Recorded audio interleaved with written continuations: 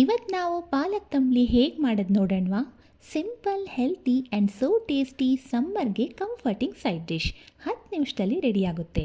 ಒಂದು ಅರ್ಧ ಕಟ್ಟು ಫ್ರೆಶ್ ಪಾಲಕ್ನ ಚೆನ್ನಾಗಿ ತೊಳೆದು ರಫ್ಲಿ ಚಾಪ್ ಮಾಡಿ. ನಂತರ ಒಂದು ಬಾಣಲೆಗೆ ಸ್ವಲ್ಪ ತುಪ್ಪ ಹಾಕಿ ಅದಕ್ಕೆ 1 ಟೀ ಸ್ಪೂನ್ ಜೀರಿಗೆ, ಅರ್ಧ ಟೀ ಸ್ಪೂನ್ ಕಾಳು ಮೆಣಸು ಹಾಕಿ ಕೆಂಪಾಗೋ ಥರ ಹುರಿರಿ. ನೆಕ್ಸ್ಟ್ ಪಾಲಕ್ ಸೊಪ್ಪು, ಒಂದೆರಡು ಹಸಿಮೆಣಸು ಹಾಕಿ ಚೆನ್ನಾಗಿ ಹಸಿ ವಾಸನೆ ಹೋಗೋ ಥರ ಈ ರೀತಿ ಸೊಪ್ಪು ಶ್ರಿಂಕ್ ಆಗೋ ಥರ ಹುರಿಬೇಕು. ನಂತರ ಒಂದು ಮಿಕ್ಸಿ ಜಾರ್ಗೆ ಅರ್ಧ ಕಪ್ಪು ತೆಂಗಿನಕಾಯಿ, ಹುರಿದಿರೋ ಸೊಪ್ಪು ಮಸಾಲೆ ಮಿಕ್ಸ್ಚರ್, ಉಪ್ಪು ಹಾಗೂ ಸ್ವಲ್ಪ ನೀರು ಹಾಕಿ ನಯವಾಗಿ ರುಬ್ಬಬೇಕು. ರುಬ್ಬಿದ ಮಿಶ್ರಣವನ್ನು ಒಂದು ಪಾತ್ರೆಗೆ ಹಾಕಿ 1-1.5 ಕಪ್ಪು ಮಜ್ಜಿಗೆ ಅಥವಾ ಮೊಸರು ಹಾಕಿ ಮಿಕ್ಸ್ ಮಾಡಿ. ಕನ್ಸಿಸ್ಟೆನ್ಸಿ ನಿಮಗೆ ಬೇಕಿರೋ ರೀತಿ ಅಡ್ಜಸ್ಟ್ ಮಾಡಿ. ತೀರಾ ದಪ್ಪ ಅಥವಾ ನೀರು ಬೇಡ. ಕೊನೆಯಲ್ಲಿ ತುಪ್ಪದಲ್ಲಿ ಸಾಸಿವೆ, ಜೀರಿಗೆ, ಸಣ್ಣಗೆ ಮೆಣಸು, ಕರಿಬೇವು ಹಾಕಿ ಒಂದು ಒಗ್ಗರಣೆ ಹಾಕಿದರೆ ಪಾಲಕ್ ತಂಬ್ಳಿ ರೆಡಿ.